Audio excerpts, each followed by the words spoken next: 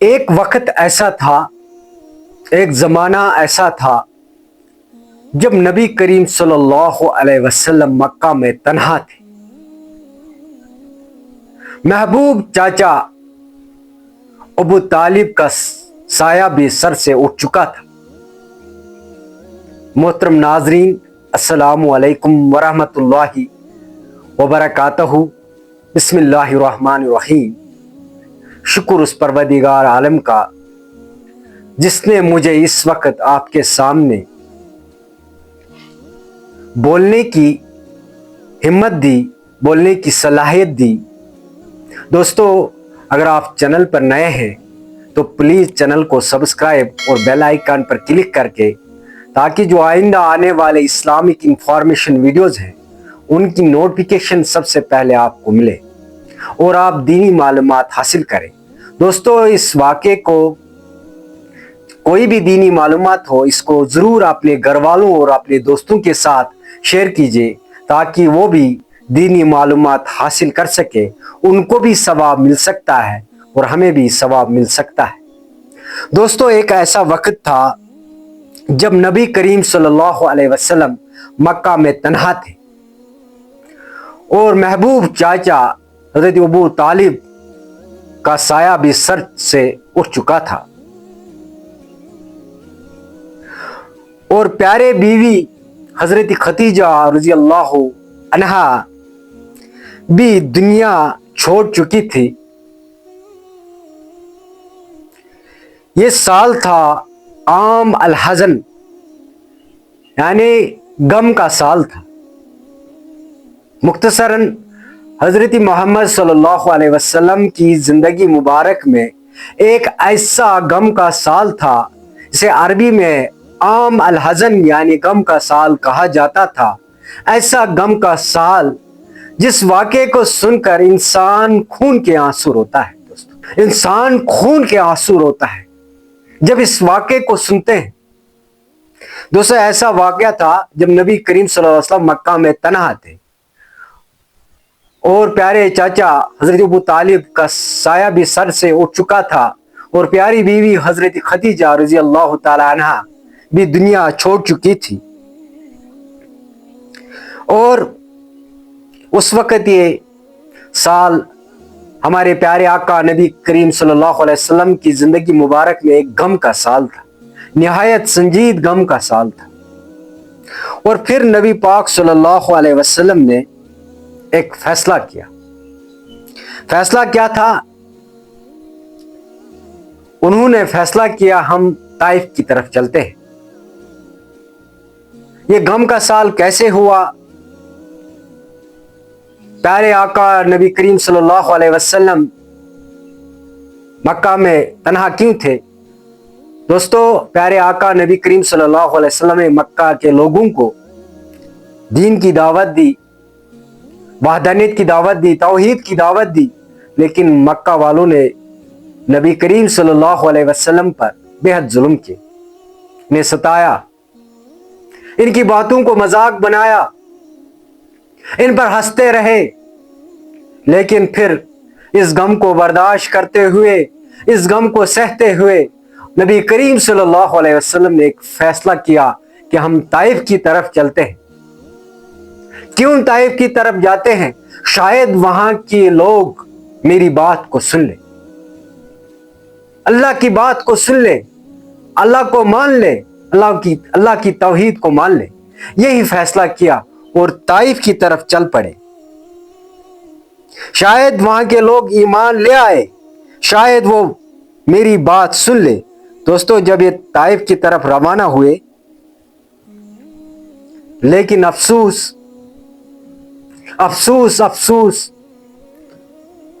وہاں بھی استقبال پتھروں سے ہوا۔ جب نبی کریم صلی اللہ علیہ وسلم طائف کی طرف چل پڑے، اس وقت اس زمانے میں نبی کریم صلی اللہ علیہ وسلم کے ساتھ ایک صحابی تھا جس کا نام زید بن حارثہ رضی اللہ تعالی عنہ۔ وہ اس وقت اس سفر میں ساتھ تھے جب طائف کی طرف نبی کریم صلی اللہ علیہ وسلم روانہ ہوئے۔ جب طائف پہنچے تو وہاں کے لوگوں نے نبی کریم صلی اللہ علیہ وسلم پر पत्थरों से इस्तिकबाल किया, गालियों से इस्तिकबाल किया, लेकिन हमारे प्यारे आका नबी करीम सल्लल्लाहु अलैहि वसल्लम जो रहमतल लिल आलमीन है, उसने सब्र किया, अल्लाह पर भरोसा, यकीन, सब्र करते रहे। ताइफ के सरदारों ने तो मजाक उड़ाया। जो ताइफ के उस वक्त उस जमाने के सरदार थे, बड़े बड़े सरदार थे, उन्होंने इनकी बात, हमारे आका नबी करीम सल्लल्लाहु अलैहि वसल्लम की बात को मजाक बनाया, इन पर पत्थर बरसाए, हंसते रहे, जुल्म करते रहे, लेकिन हमारे नबी करीम सल्लल्लाहु अलैहि वसल्लम सहते रहे, बर्दाश्त करते रहे। लेकिन आम लोगों को भी उकसाया गया। उन सरदार, जालिम सरदार, उन्होंने आम लोगों को भी उकसाया गया हमारे आका नबी करीम सल्लल्लाहु अलैहि वसल्लम के खिलाफ। दोस्तों, लेकिन आम लोगों को उकसाया गया, कहा गया, उन सरदारों ने उन आम लोगों से कहा कि इससे शहर से निकालो, हमारे आका नबी करीम सल्लल्लाहु अलैहि वसल्लम को इस बस्ती से, इस शहर से निकालो, इस पर पत्थर मारो, इस मजनून को मारो, इस मजनून को पत्थर मारो, इससे इस शहर से निकालो। कैसा दौर था, कैसा जाहिलियत का जमाना था, कैसा वक्त था।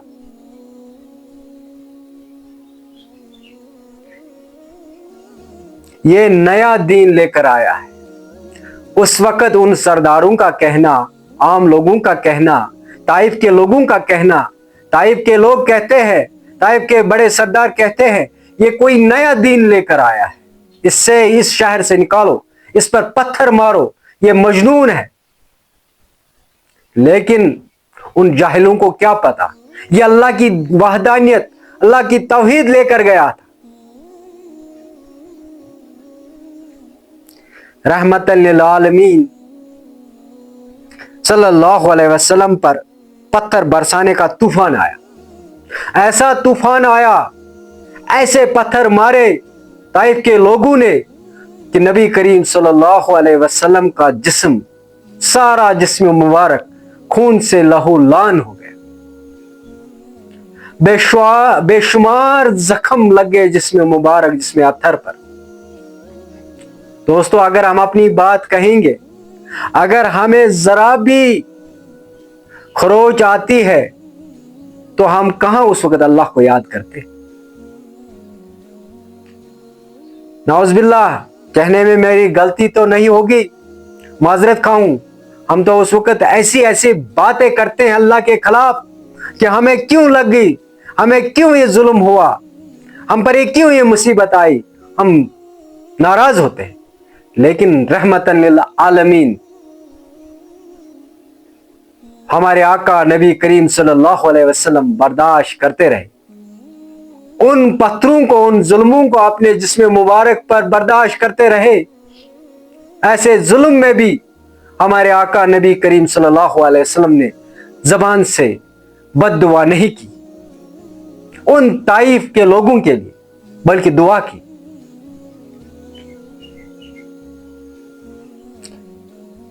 जब ताइफ के लोगों ने नबी करीम सल्लल्लाहु अलैहि वसल्लम पर पत्थर बरसाए, उनका सारा जिस्म मुबारक खून से लहूलुहान हो गए, नंगे पांव, जख्मी कदम, खून में भीगे जूते।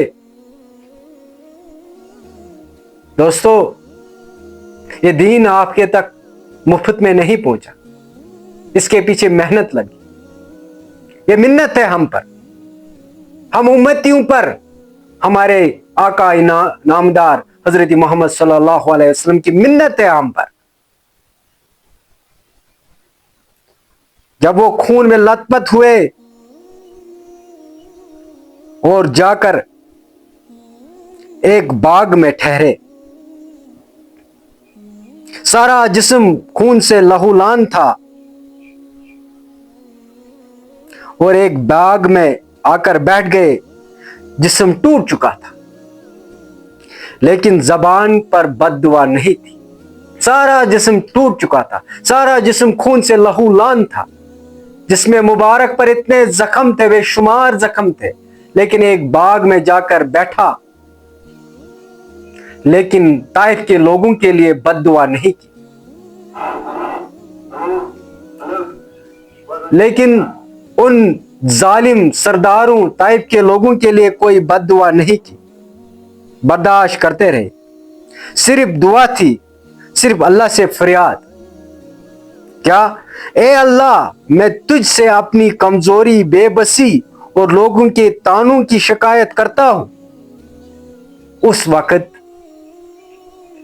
ہمارے آقا نبی کریم صلی اللہ علیہ وسلم نے اللہ سے دعا کی کہ اللہ, میں تجھ سے اپنی کمزوری, اپنی بے بسی اور لوگوں کے طعنوں کی شکایت کرتا ہوں.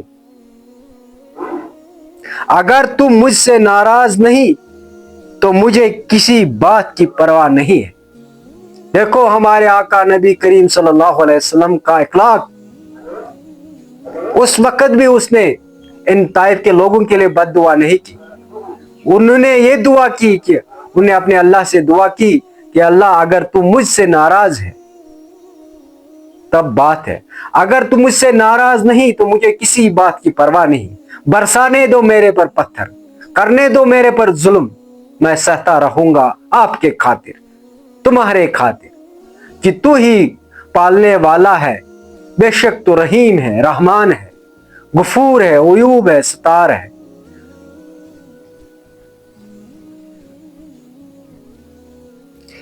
جب نبی کریم صلی اللہ علیہ وسلم باغ میں بیٹھے تھے تو حضرت جبرائیل علیہ السلام نازل ہوئے اور کہا, یا رسول اللہ, آپ حکم دے, میں ان دونوں پہاڑوں کو ملا دوں, یعنی کہ اس طائف کی بستی کو ان دونوں پہاڑوں کے درمیان ملا دوں, ان کو نیس نابود کر دوں. تو ہمارے آقا نبی کریم صلی اللہ علیہ وسلم رحمت للعالمین, شفیق, رفیق, کہا نہیں, شاید ان کی نسل میں وہ لوگ پیدا ہوں جو اللہ پر ایمان لائے, جو اللہ کو مانے اور اس کی عبادت کرے. دیکھو یہ ہمارے آقا نبی کریم صلی اللہ علیہ وسلم کا اخلاق ہے, ان کا صبر ہے.